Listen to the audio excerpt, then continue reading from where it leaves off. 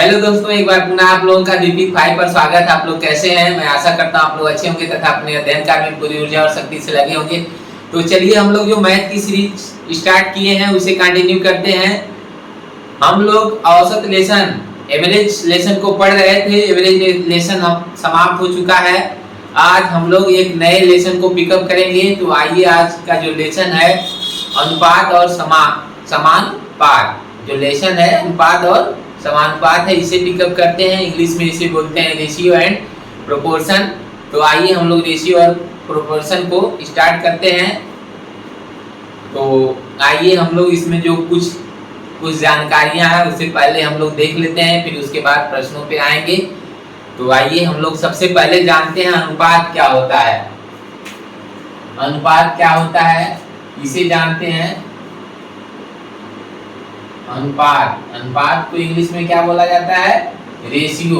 तो आइए हम जानते हैं रेशियो क्या होता है। देखिए रेशियो क्या होता है, दो या दो से अधिक सजाती राशियों में कोई भी आ सकता है, संख्या आ सकती है, कोई पद आ सकता है, कुछ भी आ सकता है। तो बताया जा रहा है कि दो या दो से अधिक राशियों के बीच तुलना करना ही अनुपात कहलाता है। दो या दो से अधिक राशियों के बीच तुलना करना ही अनुपात कहलाता है। कैसे? आइए हम लोग देखते हैं। जैसे अब सबसे पहले एक इसमें टर्म आया है सजाती। इसमें सबसे पहले हमने बताया है दो या दो से अधिक सजाती राशियां। तो टर्म में इसमें क्या आया है? दो या दो से अधिक सजाती राशियां।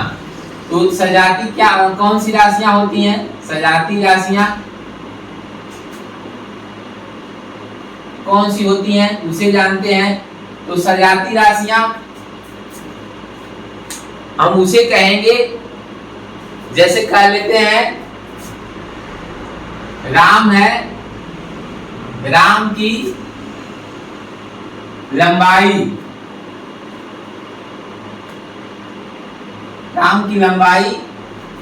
मानते हैं 150 सेंटीमीटर है। कितनी है? 150 सेंटीमीटर है। और श्याम है, श्याम की लंबाई 1 मीटर है। 1 मीटर है।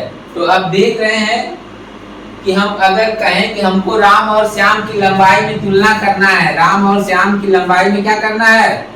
तुलना करना है। तो तुलना हम कर पाएंगे? नहीं कर पाएंगे, क्योंकि ये जो राशियां हैं ये सजाती नहीं है। क्यों सजाती नहीं है? क्योंकि जो इसकी इन दोनों की इकाइयां हैं, जो इकाइयां है वो क्या अलग अलग है। जो इकाई है वो क्या है? डिफरेंट है। इकाइयां क्या है? डिफरेंट है। जब डिफरेंट इकाइयां हैं, अलग अलग हैं, तो हम ये सजाती मान नहीं, ये सजाती आंकड़े नहीं है। तो इन्हें हम सजाती, पहले हम इनको सजाती में करेंगे, फिर उसके बाद हम तुलना कर सकते हैं। सजाती में करने का मतलब ये 150 लिखा है, ये 150 है। कितना है? 150 सेंटीमीटर और यह 1 मीटर। तो पहले हम क्या करेंगे? सजाती बनाएंगे, चाहे हम मीटर में बदलें चाहे हम सेंटीमीटर में बदलें। तो सेंटीमीटर में बदलना आसान हो जाएगा। मीटर को हम जानते हैं 1 मीटर बराबर क्या होता है? 100 सेंटीमीटर। कितना होता है? 100 सेंटीमीटर। अब हम देख रहे हैं कि राम की जो लंबाई है 150 सेंटीमीटर है और श्याम की जो लंबाई है कितना है? 100 सेंटीमीटर। अब चूंकि इकाई समान हो गई, सेंटीमीटर में ये भी है, सेंटीमीटर में ये भी है, इसलिए अब तुलना की जा सकती है। तो ये तुलना की जा सकती है। तुलना करने के बाद जो फाइनल रिजल्ट आएगा वही रिजल्ट क्या कहलाता है? अनुपात कहलाता है। जैसे अब हम तुलना करेंगे, तुलना या तो हम अंतर के माध्यम, तुलना दो तरह से की जा सकती है। या तो हम अंतर निकालें, हम ये निकालें कि 150 सेंटीमीटर और 100 सेंटीमीटर में क्या अंतर है, क्या अंतर है, तो हम घटा के चेक कर लेंगे कि 50 सेंटीमीटर राम की जो लंबाई है वो अधिक है। राम की लंबाई 50 सेंटीमीटर अधिक है किससे? श्याम से। श्याम की लंबाई से 50 सेंटीमीटर अधिक है राम की लंबाई। ये हम लोग तुलना हम ऐसे भी कर सकते हैं, आप अंतर निकाल करके, दोनों का अंतर निकाल करके। जब हम तुलना एक और माध्यम से कर सकते हैं, भाग विधि से, भाग के माध्यम से तुलना हम कर सकते हैं। तो जब तुलना हम भाग विधि से करते हैं, तो जो भाग विधि से तुलना की जाती है वही क्या कहलाता है? अनुपात कहलाता है। जैसे हम कह लें, अब हम 150 में क्या करें? 150 में हम 100 से भाग दे दें, 150 में 100 से भाग दे दें, तो जो इस तरह से अनुपात जो आएगा ये क्या होगा? ये इस तरह से जो एक संबंध बनेगा इन दोनों के बीच, 150 और 100 के बीच एक संबंध जो बनेगा वही संबंध क्या कहलाएगा? अनुपात कहलाएगा। इन दोनों के बीच क्या बनेगा? एक संबंध बनेगा। तो आइए संबंध कैसे बनता है देखिए। हम जानते हैं 50 गुना 150, 50 गुना 100, 50 तिया 150। यहाँ 50 गुना 100 और 50 तिया 150। तो एक संबंध बना क्या? 3/2। ये आ गया क्या? काटने के बाद मिला 3/2। 3/2। तो ये जो अनुपात, ये जो संबंध मिला है, यही संबंध क्या कहलाएगा? अनुपात कहलाएगा। अर्थात हम 3/2 जो इस संबंध के रूप में मिला है, इसे हम क्या लिख सकते हैं? इसे हम ऐसे लिख सकते हैं। अनुपात का ये निशान होता है, ये अनुपात का निशान होता है। इसे हम लिख सकते हैं 3:2।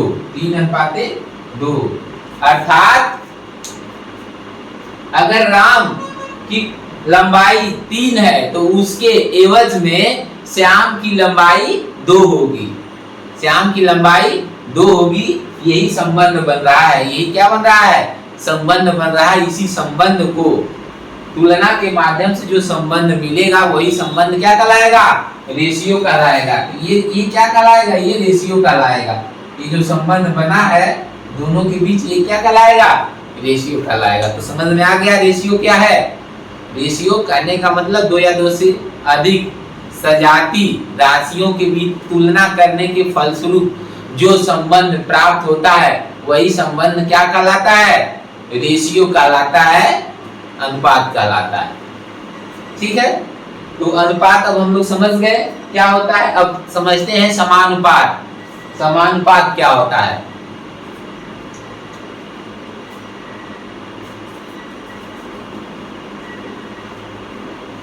आइए हम लोग समानुपात को समझते हैं।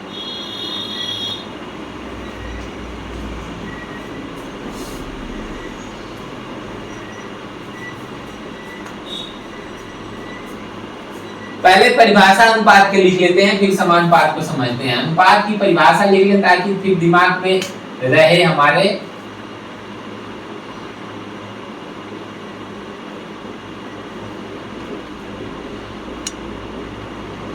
दो या 2 से अधिक, 2 से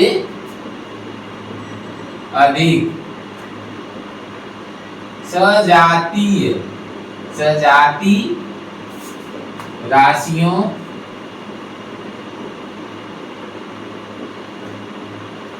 के बीच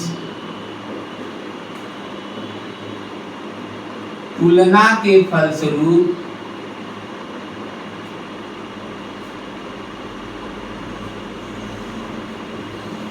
जो उनके बीच या उन राशियों जो फलस्वरूप जो उन राशियों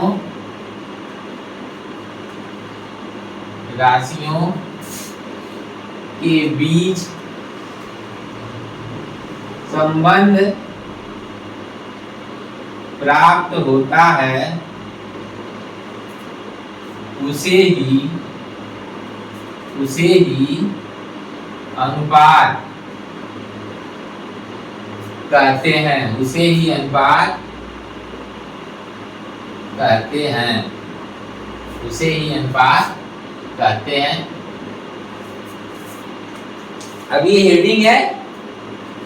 इसके बाद हम लोग जैसे राम और श्याम की जो लंबाई में हम लोग संबंध निकाले थे, बताए हैं कि अभी की राम की अगर लंबाई क्या हो 150 सेंटीमीटर हो और श्याम की लंबाई 1 मीटर हो, तो इन दोनों के बीच तुलना करेंगे। तो तुलना क्योंकि अभी नहीं हो सकती है, तुलना कब होगी, समान इकाई जब रहेगी। तो हम इसे क्या करेंगे, राम की लंबाई को तो रखेंगे 150 सेंटीमीटर और श्याम की लंबाई को क्या करेंगे सेंटीमीटर में बदल देंगे तो 100 सेंटीमीटर हो जाएगी। अब हम क्या करते हैं, भाग विधि से जो संबंध निकालते हैं, हम संबंध भाग विधि से निकालेंगे, न कि अंतर के माध्यम से। संबंध भाग विधि से निकालेंगे तो 150 बटे 100 करेंगे, आएगा काट देंगे 50 गुना 100, 50 150 आ जाएगा 3 बटे 2। ये 3 बटे 2 जो आया है ये संबंध, यही संबंध क्या कहलाएगा, इसको आगे दिस इंप्लाई दैट हम लिख सकते हैं 3:2। यही क्या, ये जो संबंध इनके बीच मिला है, यही संबंध क्या कहलाएगा, रेशियो कहलाता है। संबंध क्या मिला है, संबंध ये मिला है कि अगर राम की लंबाई 3 सेंटीमीटर होगी तो उसके एवज में श्याम की लंबाई 2 सेंटीमीटर होगी। इसी रेशियो से उनकी लंबाई बढ़ती रहेगी। अगर हम इसी रेशियो से अगर हम कह लें श्याम की लंबाई क्या करें, अगर हम इसकी लंबाई दुगना करेंगे, दुगना करते हैं 2 से इसमें गुणा करते हैं तो ये 6 होगा, तो इसमें भी 2 से गुणा करेंगे तो ये 4 होगा। अभी जो अनुपात है वही अनुपात है, 3:2 का ही अनुपात है, 3:2 का ही अनुपात है। हम आप देखिए इसी रेशियो के माध्यम से, इसी संबंध के माध्यम से क्या हुआ था, हुआ क्या था, इसमें 100, इसमें 50 से गुणा किया गया था और इसमें भी 50 से गुणा किया गया था। दोनों में 50-50 से गुणा करने के बाद क्या मिला था, ये मिला था 150 और ये मिला था 100। ठीक है, तो ये जो 50 से जो हम लोग गुणा किए, यह गुणा वाली जो राशि है ये म से कहलाती है। क्या कहलाती है, म से कहलाती है। ये जो कामन चीज जो है वो क्या कहलाता है, म से कहलाता है। दो राशियों में जो कामन होता है वो म से कहलाता है। तो 50 यहाँ क्या होगा, यहाँ 50 म से होगा, क्या होगा, म से होगा।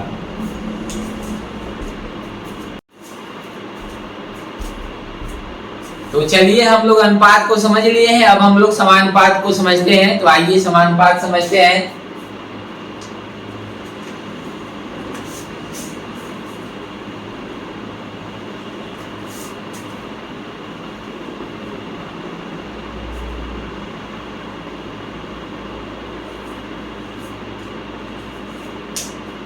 जैसे अगर हम कह लें दो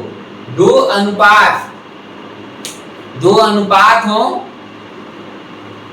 और दोनों में समान संबंध हो, दोनों में क्या हो, समान संबंध हो, तो वो दोनों अनुपात आपस में समानुपाती होते हैं, समान अनुपात में होते हैं। तो हमको क्या पढ़ना है,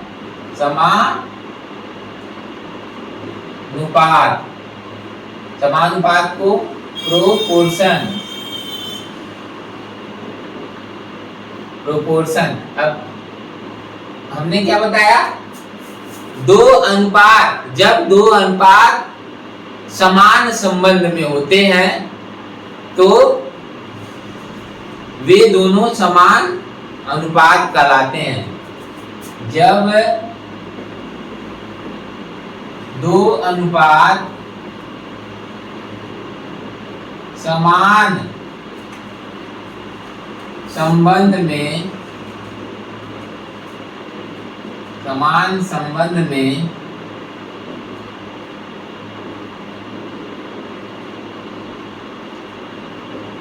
होते हैं तो उन दोनों अनुपातों को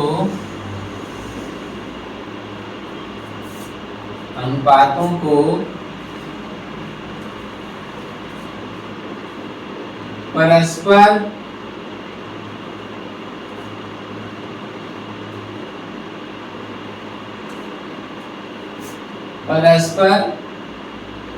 समान अनुपात में कहते हैं। समान अनुपात में कहते हैं। समान अनुपात में कहते हैं। परस्पर समान अनुपात क्या है, फिर से समझ लीजिए। जब दो अनुपात समान संबंध में होते हैं तो उन दोनों अनुपातों को परस्पर समानुपात में कहा जाता है। कहा लिख लीजिए, में कहा जाता है। में कहा जाता है।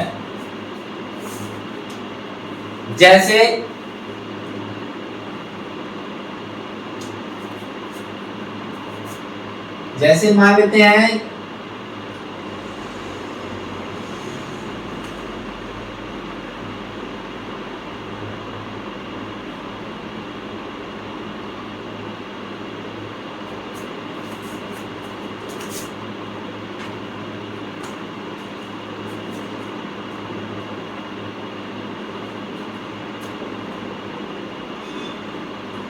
ये एक अनुपात यह है और एक अनुपात यह है।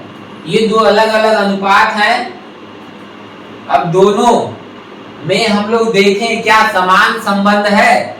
तो समान संबंध कैसे पता चलेगा, हम ये 8 बटे इसको 12 कर सकते हैं और इसे लिख सकते हैं 22 बटे 33। तो अब देखिए काटते हैं 4 से, 4 गुना 8, 4 3 12। अब आ जाएगा, इसे हम लिख सकते हैं 2:3। ये क्या हो गया, 2:3। और इसको हम क्या लिख सकते हैं, 11 गुना 22, 11 3 33। इसको हम क्या लिख सकते हैं, 2:3। अब देख रहे हैं कि ये दोनों क्या है, ये दोनों का जो अनुपात है, दोनों का अनुपात क्या है, बराबर है, समान है।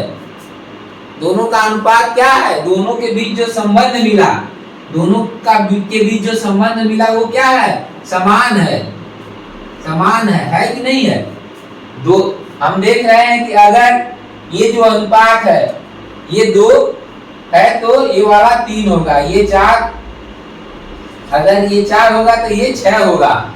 ठीक है, एक समान रेशियो में दोनों है। दोनों क्या है, एक समान संबंध में है। इसीलिए ये दोनों जो संख्याएं हैं, ये जो अनुपात दोनों हैं, ये दोनों अनुपात आपस में क्या कहलाएंगे, समानुपाती कहलाएंगे। समानुपाती का जो निशान होता है, समानुपात का निशान ऐसे होता है।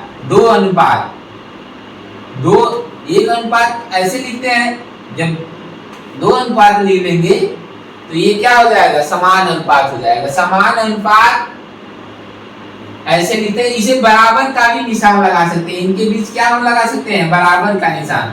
इनके बीच हम ऐसे भी लिख सकते हैं, बराबर का निशान। बराबर का निशान लगाएं, क्यों, क्योंकि भाई ये दोनों अनुपात बराबर हैं, इसलिए ये क्या है, ये दोनों जो राशियां हैं वो क्या होंगी, आपस में समान संबंध से जुड़ेंगी और दोनों संबंध बराबर, इसलिए ये दोनों राशियां भी क्या होंगी, आप आपस में समान होंगी। तो इस तरह से इनके बीच क्या बराबर का निशान लगाएंगे। फाइनली जो इनका रिजल्ट मिलेगा दोनों बराबर है, इसलिए इनके बीच बराबर का निशान लगाएंगे। बराबर का निशान लगाएं या समानुपात का निशान लगाएं, दोनों बात एक ही है।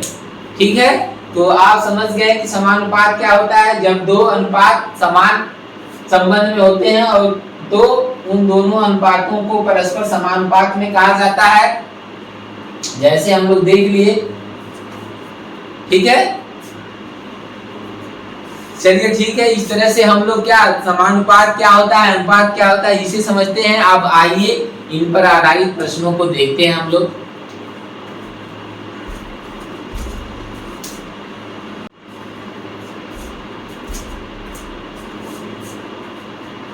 ये देखिए, ये जो यहाँ पे है 8:12 समानुपाते 22:33, तो इसमें जो ये है, ये वाला जो है, इसे हम लोग प्रथमानुपाती कहते हैं। क्या कहते हैं? प्रथमानुपाती। ये पहली वाली जो संख्या है ये प्रथमानुपाती कहलाती है, और ये जो दूसरी वाली संख्या है इसे द्वितीयानुपाती कहा जाता है, यानी दूसरा अनुपात कहा जाता है। और ये जो है ये तृतीयानुपाती है, तृतीयानुपाती और कहा जाता है। और इसे क्या कहेंगे? ये जो है ये इसे हम लोग चतुर्थानुपात कहा जाता है, चतुर्थानुपात या अनुपाती, चतुर्थानुपात, अनुपात या अनुपाती दोनों बात एक ही है, अनुपाती कहते हैं। तो याद आप रखिएगा, ये वाला जो नंबर है ये प्रथमानुपाती होता है, ये दूसरा वाला द्वितीयानुपाती होता है, तीसरा वाला तृतीयानुपाती कहलाता है, और चौथा वाला चतुर्थानुपाती कहलाता है। तो आगे जैसे हम लोग और समझ सकते हैं, आपसे प्रश्न कैसे पूछेगा,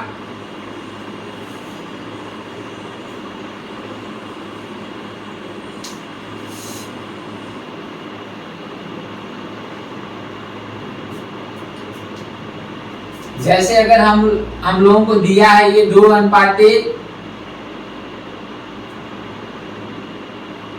चलिए 6:18 समानुपाते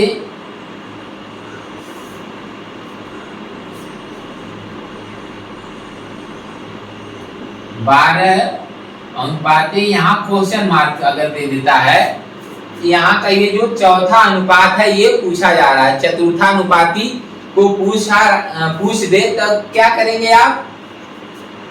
हम लोग क्या करते हैं, अगर समानुपात में अगर दो अनुपात हैं तो अंदर अंदर वाले का गुणा और बाहर बाहर वाले का गुणा किया जाता है।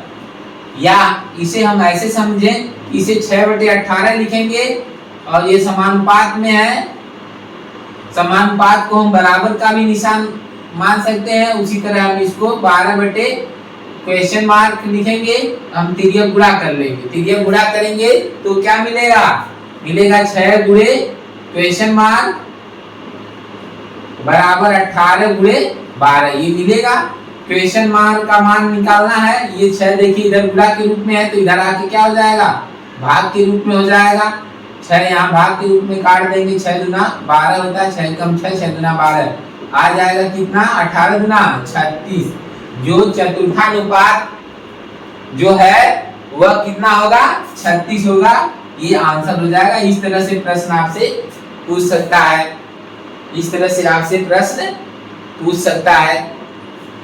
इसमें से कोई पूछ सकता है, यहाँ क्वेश्चन मार्क दे सकता है, यहाँ 36 लिख दे, यहाँ 18 को हटा दे, ऐसे भी प्रश्न बना सकता है। कोई भी पूछ देगा, पूछ सकता है, ठीक है। चलिए, अगर ऐसे 3 दिया हो, 6 दिया है, 18 दिया है और 12, ऐसे 3 संख्याएं दिया है, अगर आपसे पूछ दे चतुर्थानुपात बताइए, चतुर्थानुपात बताइए, तो आप क्या करेंगे? सीधे सीधे इनको अनुपात में लिखेंगे ऐसे, और ये समानुपात, ये 12 यक्स कर देंगे, या क्वेश्चन मार्क कर लेंगे, यक्स कर देंगे, फिर यही बन जाता है इस तरह से। अगर आपको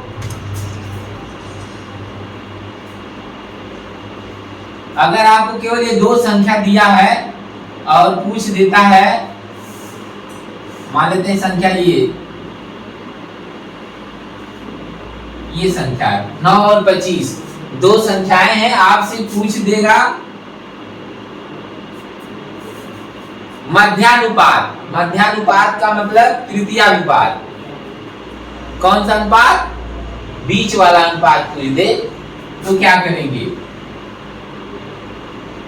क्या हम लोग करेंगे? जैसे यहाँ पे पूछ देता हूं मध्यानुपात बताइए, मध्यानुपात बताइए, तो हम लोग क्या करेंगे?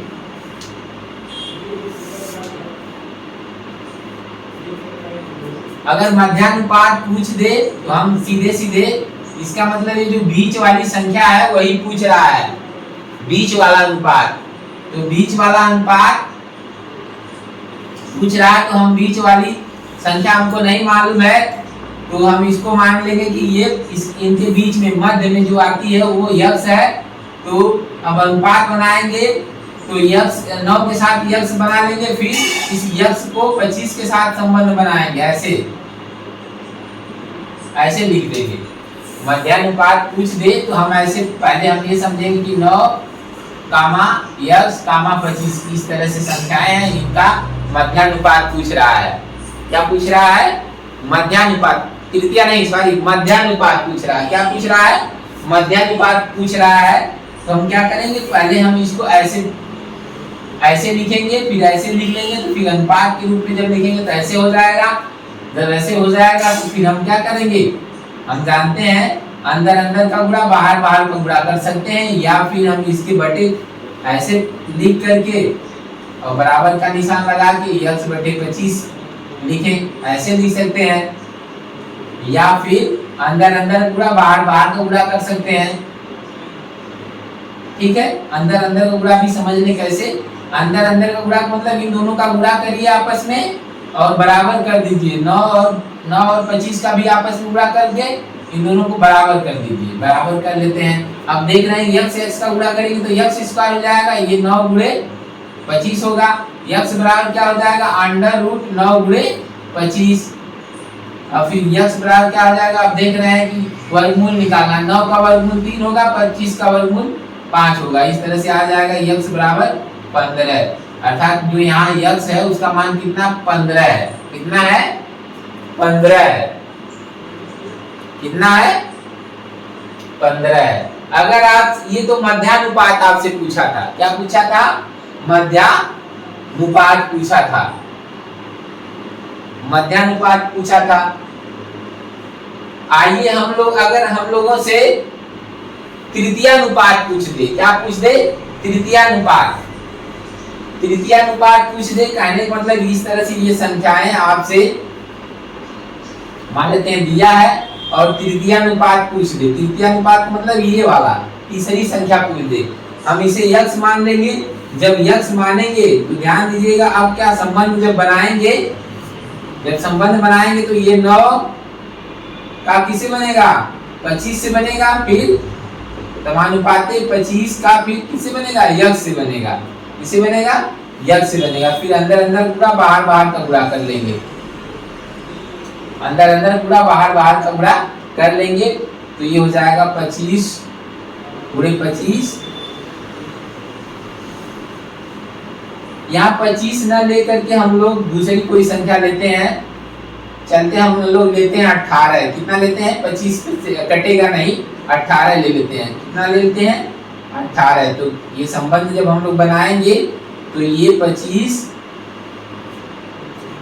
हम क्या लिख सकते हैं? अंदर अंदर गुणा बाहर बाहर का गुणा करेंगे, तो अंदर अंदर गुणा मतलब 18 गुणे 18, बाहर बाहर का गुणा करेंगे तो 9 गुणे यक्स, ये दोनों बराबर हो जाएगा। तो यक्स बराबर क्या होगा? 18 गुणे 18 बटे 9।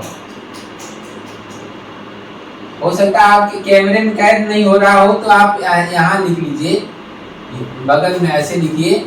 ये हम इसको यक्स, अब यक्स बराबर क्या होगा? ये 9 से भाग दे देंगे तो यक्स बराबर हो जाएगा 18 गुणे 18 बटे 9। अब 9 से काट देंगे, 9 दूना 18 आ जाएगा। यक्स बराबर कितना आ जाएगा? 36। कितना आ जाएगा? 36। जो तृतीयानुपात होगा वो क्या होगा? 36। अगर आपसे प्रथमानुपात पूछ दे, आपसे प्रथमानुपात भी पूछ सकता है। तो आइए थोड़ा से हम लोग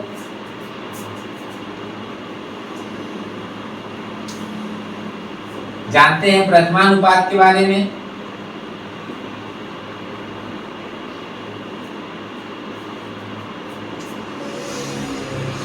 चलिए जैसे यही 9 और 18 ही है, दो संख्याएं हैं 9 और 18। अगर आपसे क्या पूछ देता है, प्रथमानुपात पूछ देता है। ये दो संख्याएं दिया है, कह रहा है प्रथमानुपात बताइए। क्या बताइए, प्रथमानुपात बताइए।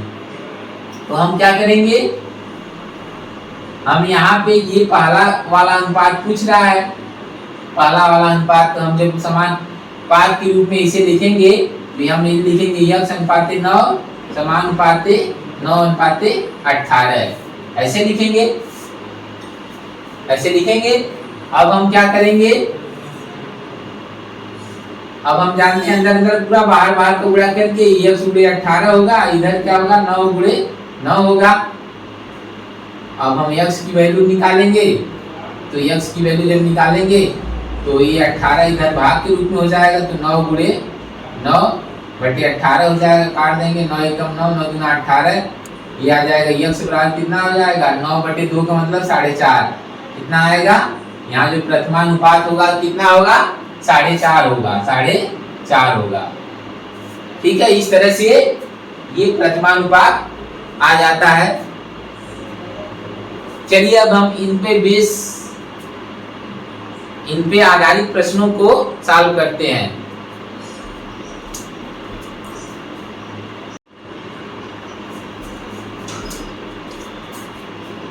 तो चलिए अनुपात समान पर आधारित पहले टाइप के प्रश्न को देखा जाता है। पहले टाइप का ये पहला प्रश्न आपके सामने है, इसे एक बार ध्यान से पढ़ लीजिए, फिर इसे सॉल्व करते हैं।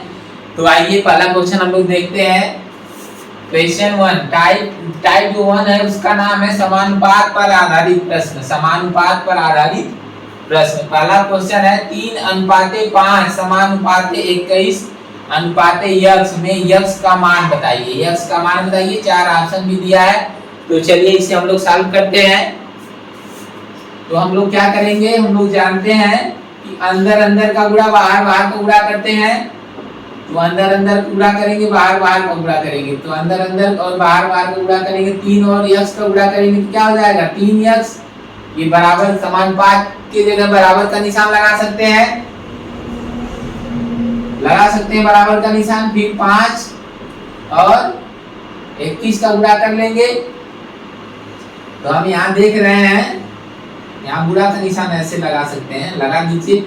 हम देख रहे हैं कि यहाँ 3 क्या है, गुणा के रूप में है। तो यक्स बराबर अगर निकालना है तो ये जो 3 गुणा के रूप में इधर आके भाग के रूप में हो जाएगा।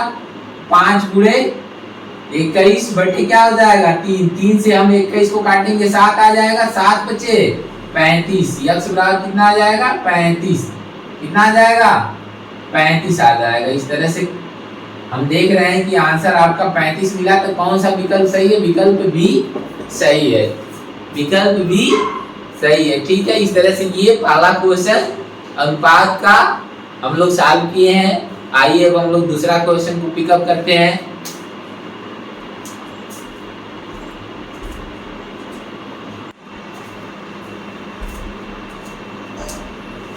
चलिए क्वेश्चन 2 को देखा जाता है। क्वेश्चन 2 हमारे सामने है, इससे सॉल्व करते हैं। एक बार पहले बढ़िया से पढ़ लेते हैं।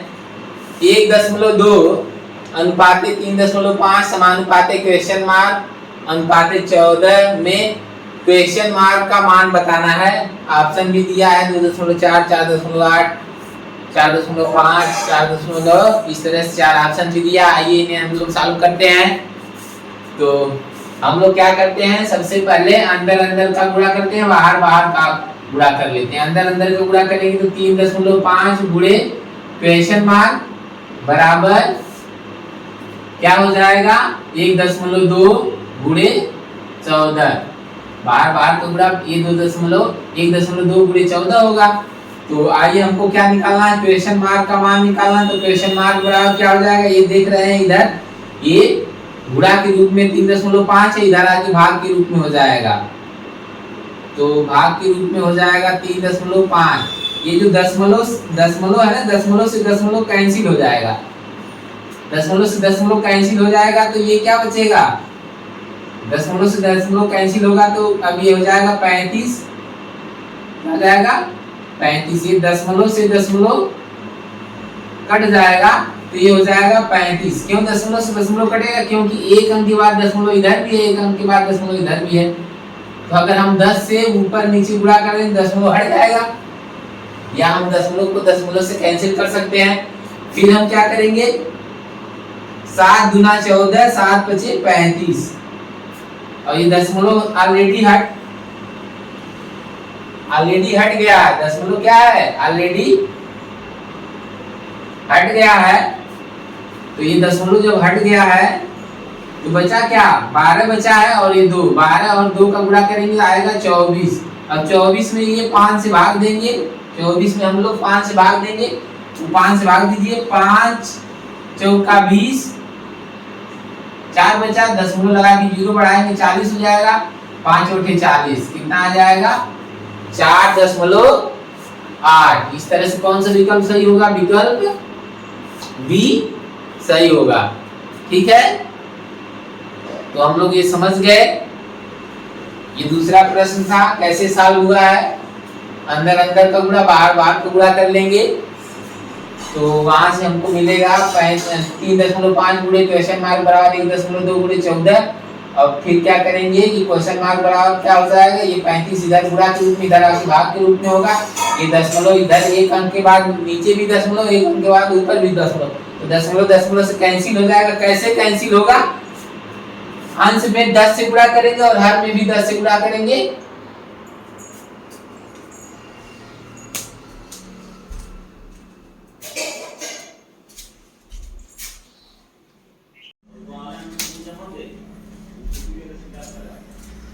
चलिए क्वेश्चन 3 को हम लोग सॉल्व करते हैं। आइए क्वेश्चन 3 हम लोग एक बार देखते हैं, पहले से पढ़ लेते हैं।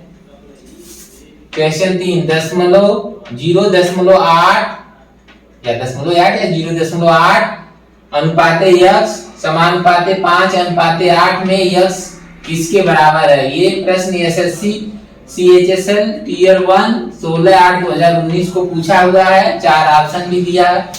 तो आइए हम लोग इसे सॉल्व करते हैं। तो हम लोग क्या करते हैं, अंदर अंदर का गुणा बाहर बाहर का गुणा कर लेते हैं, अंदर अंदर गुणा बाहर बाहर का गुणा कर लेते हैं।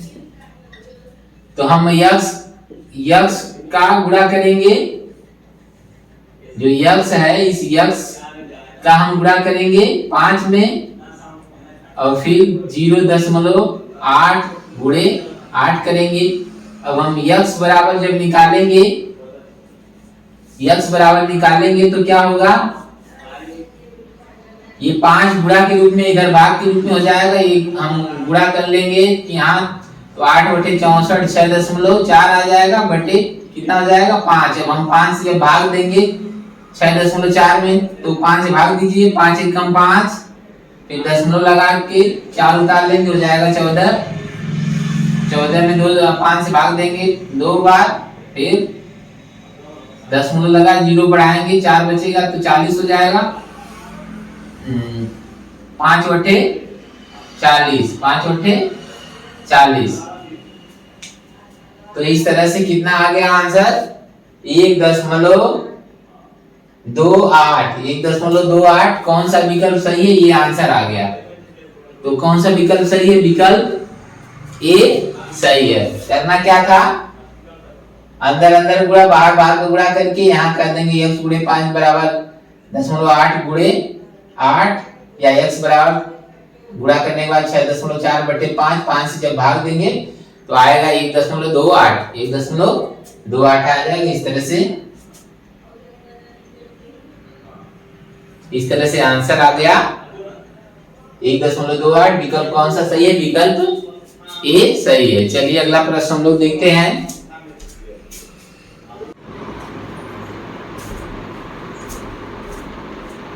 चलिए क्वेश्चन 4 को देखा जाता है। क्वेश्चन 4 हमारे सामने, आइए उसे पढ़ते हैं हम लोग एक बार पहले, फिर उसे सॉल्व करते हैं।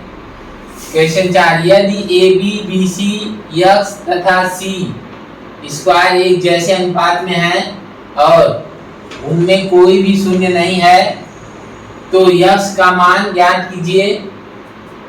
ये 4 ऑप्शन है। ये प्रश्न एसएससी 10+2 4/11/2012 को पूछा हुआ था। चलिए इसे हम लोग सॉल्व करते हैं। तो हम लोग देख रहे हैं ए बी और B C A B B C और ये यक्स और सी स्क्वायर ये समान अनुपात में है, एक जैसे अनुपात में, मतलब इन दोनों में जो अनुपात है वही अनुपात इन दोनों में है, तो ये दोनों क्या हो गए, समानुपात में हो गए, समानुपात में हो गए। या हम जब समानुपात में ये हो गए तो हम क्या करेंगे, अंदर अंदर गुणा बाहर बाहर को गुणा कर लेंगे। तो अंदर अंदर को गुणा करेंगे तो क्या हो जाएगा, BC गुणे यक्स बराबर BC गुणे यक्स बराबर क्या हो जाएगा, AB गुणे C स्क्वायर। यक्स बराबर क्या हो जाएगा, फिर AB गुणे C स्क्वायर जो है इसमें भाग दे देंगे BC से, तो B से B कट जाएगा और C से C कट जाएगा, तो यक्स बराबर क्या आ जाएगा, A यहाँ से C आ जाएगा AC। इस तरह से कौन सा विकल्प सही है, विकल्प A सही होगा, AC।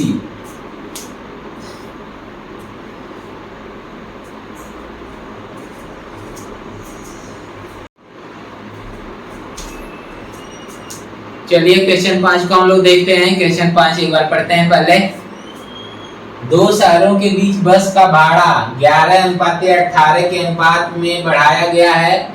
यदि मूल भाड़ा 550 रुपया है तो भाड़े में कितनी वृद्धि हुई।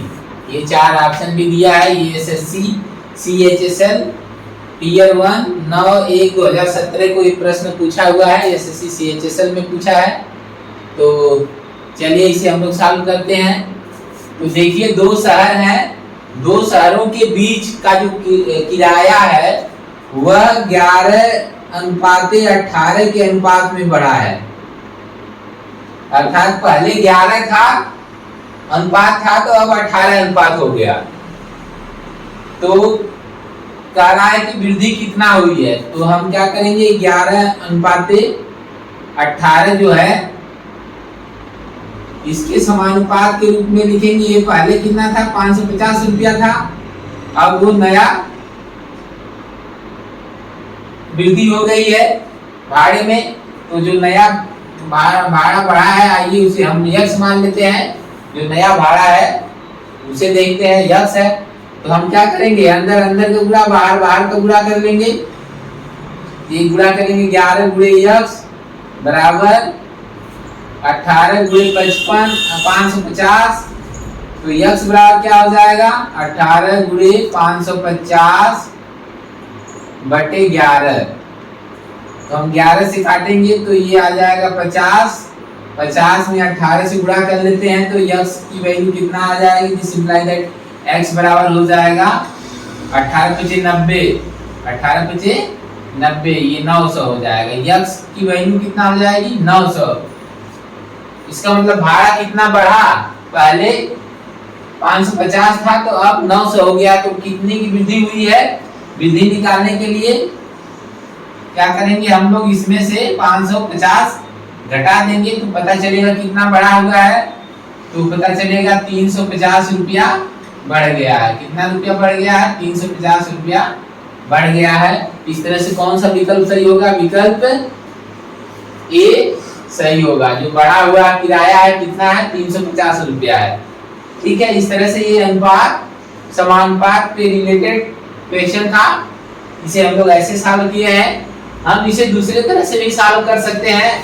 इसे हम लोग कैसे सॉल्व कर सकते हैं, हम कहेंगे बढ़ा हुआ किराया हमको निकालना है। तो हम देखेंगे कि ये 11 और 18 के में कितने अनुपात का अंतर है।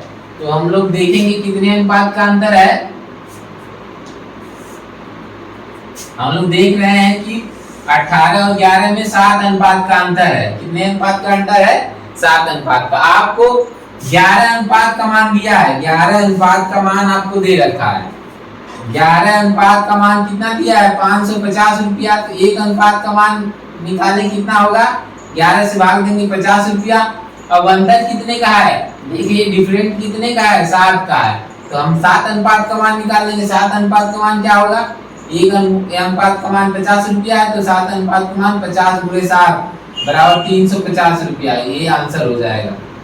इस तरह से लगाएंगे तो ये छोटा सा सवाल ऐसे सॉल्व हो जाएगा। ठीक है,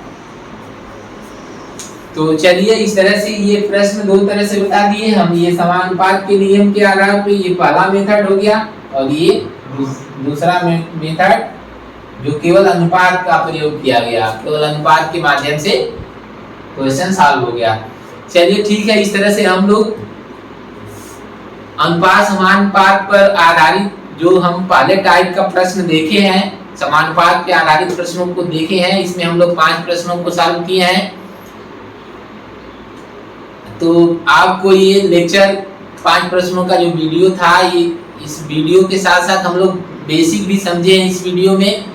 तो ये पूरा लेक्चर आपको कैसा लगा है? यदि लेक्चर अच्छा लगा है तो वीडियो को लाइक करिएगा तथा शेयर करिएगा, और चैनल दीपित 5 को जरूर सब्सक्राइब करिएगा। ठीक है, ओके। आप सभी लोगों को बहुत बहुत धन्यवाद।